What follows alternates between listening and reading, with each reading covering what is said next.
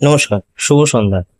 Dress পরে helmet হাতে নিয়ে আয়নার সামনে নিজের টাক মাথাটা নিয়ে সুন্দর একটা পোজ দিয়ে বেরিয়ে পড়লাম কাজের উদ্দেশ্যে। এই যে আমি আর আমার ভার্সন টু, সেও রেডি। কি আর করা যাবে, পোজ তো দিতেই হবে। ভার্সন টু হেভি লাগছে কিন্তু, যাই বলো তাই বলে তোমরা। সুন্দর শ্রাবণ মাসে বিকেলে বাইপাসে হাওয়া খেতে খেতে চললাম নিজের কর্মস্থলে। আমি যেখানে এসে ডিউটি শুরু করি সেই ব্রিজে দেখি কেউ নেই, সবাই অর্ডার মারতে বেরিয়ে গেছে। টাইম তখন 7টা, সন্ধ্যে 7টা। 7টার সময় ডিউটি স্টার্ট করে সুন্দর একটা অর্ডার দিয়ে দিল। দিনের ফার্স্ট অর্ডার, 25 টাকা থেকে শুরু হলো আমার অর্ডার।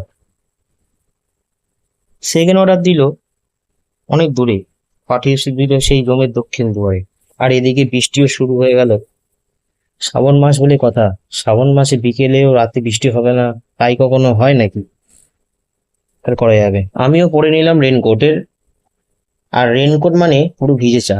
বর্ষাকালে এই এক কষ্ট, বৃষ্টি এলে রেনকোট খোলো, সরি রেনকোট পরো, আর বৃষ্টি চলে গেলে রেনকোট খোলো, খোলা আর পরা। ঘড়ির কাঁটা বলছে রাত তখন 1টা 57, মানে প্রায় 2টো। সামনে পুরো ফাঁকা রাস্তা, আর এই রাস্তার মাঝে আমি আর আমার ভার্সনটি। এই রাতের বেলায় পুরো কলকাতায় নিজের মালিকানা করে বেড়াই আমরা, মানে আমরা ডেলিভারি বয়রা। যেখানে খুশি দাঁড়াই, যেখানে যা ইচ্ছা হয় তাই করি, মানে ওই আর কি। মানে তোমরা বুঝতেই পারছো কি বলতে চাইছি আলটিমেটলি। পুরো জনশূন্য সোনারপুর আর জনশূন্য কলকাতা, যেখানে একটাও মানুষ নেই। আর এই জনশূন্যের মাঝে আমি আর আমার ভার্সন টু, তাই কি আর করা যাবে। ওই কথা হচ্ছে, এরকমও দিন দেখতে হয়। আসলে ছোট থেকে অনেক স্বপ্ন ছিল কলকাতাকে খুব একা করে দেখার, তাই সুযোগ পেয়েছি দেখার, তাই তোমাদেরও দেখাই। ভোর তখন 4টে 7, সূর্য মামার ওঠার সময় হয়ে গেছে আর আমার বাড়ি যাবার।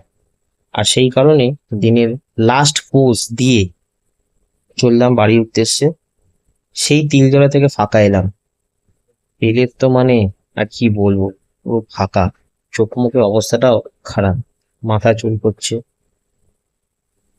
তাই সবাইকে বিদায় জানিয়ে চললাম বাড়ির উদ্দেশ্যে। টাটা।